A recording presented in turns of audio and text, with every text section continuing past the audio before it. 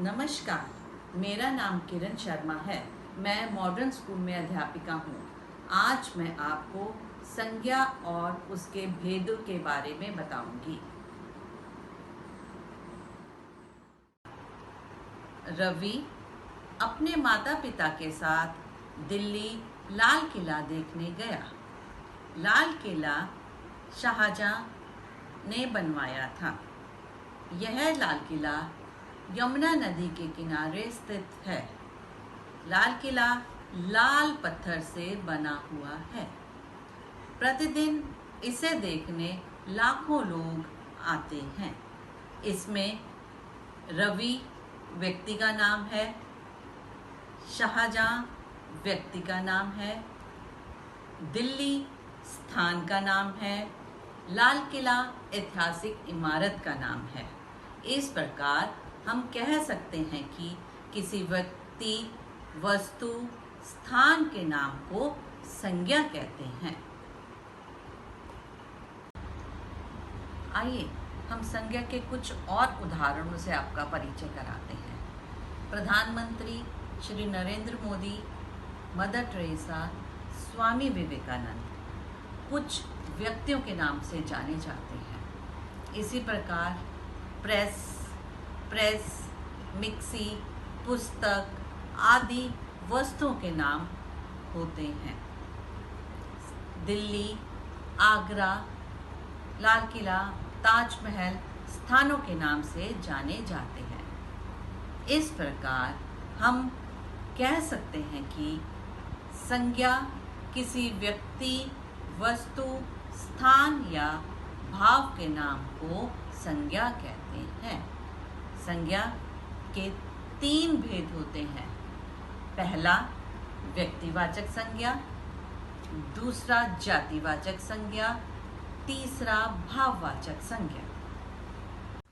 संज्ञा का पहला भेद व्यक्तिवाचक संज्ञा।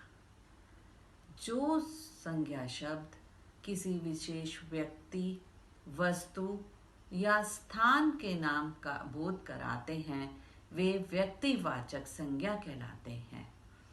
जैसे सचिन तेंदुलकर। सचिन तेंदुलकर का नाम क्रिकेट में विशेष महत्व रखता है। दूसरा उदाहरण मोर। मोर हमारा राष्ट्रीय पक्षी है। तीसरा उदाहरण इसमें रामायण। रामायण हिंदुओं का पवित्र ग्रंथ है। इस प्रकार हम कह सकते हैं कि सचिन तेंदुलकर, मोर तथा रामायण व्यक्तिवाचक संज्ञा के रूप में जाने जाते हैं। संज्ञा का दूसरा भेद जातिवाचक संज्ञा। जो शब्द एक ही प्रकार के प्राणी, वस्तु या स्थान के नामों का बोध कराते हैं वे जातिवाचक संज्ञा कहलाते हैं। इसको दूसरी प्रकार से हम कह सकते हैं कि संपूर्ण जाति का बोध कराने वाले शब्दों को हम जातिवाचक संज्ञा कहते हैं। जैसे शेर, घर, कार, नगर, शहर। शेर मांस खाता है। इस वाक्य में हम एक शेर की बात ना करके हम अपितु शेर की संपूर्ण जाति की बात कर रहे हैं कि शेर की संपूर्ण जाति मांस खाती है। इसका दूसरा उदाहरण कार। कार नई, पुरानी, छोटी, बड़ी कार के नाम से जानी जाती हैं। जैसे कारें महंगी हो गई हैं या कार की कीमत बढ़ गई है। यहाँ संपूर्ण कार जाति की बात की जा रही है। संज्ञा का तीसरा भेद भाववाचक संज्ञा। जिन शब्दों से किसी प्राणी, वस्तु की स्थिति, भाव या दशा का बोध होता है वे भाववाचक संज्ञा कहलाते हैं। जैसे प्यार, खुशी, कोमलता, बुढ़ापा आदि। गुलाब की पंखुड़ियाँ कोमल हैं। इसमें गुलाब की पंखुड़ियाँ छूने वाला व्यक्ति ही गुलाब की पंखुड़ियों की कोमलता का अनुभव कर सकता है।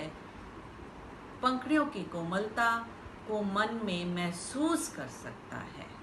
इसलिए कोमलता यहाँ पर भाववाचक संज्ञा के रूप में प्रयोग की गई है।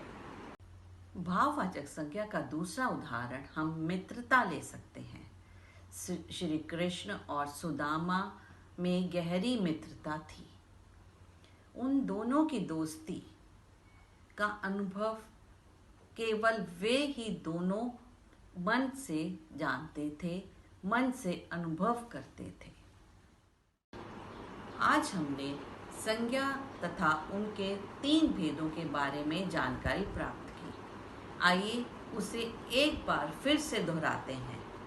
संज्ञा की परिभाषा: किसी व्यक्ति, वस्तु, स्थान या भाव के नाम को संज्ञा कहते हैं। संज्ञा के 3 भेद होते हैं: जातिवाचक संज्ञा, व्यक्तिवाचक संज्ञा और भाववाचक संज्ञा। मैं उम्मीद करती हूँ कि बच्चों आपको संज्ञा और उसके भेद भली प्रकार से समझ आ गए होंगे। धन्यवाद।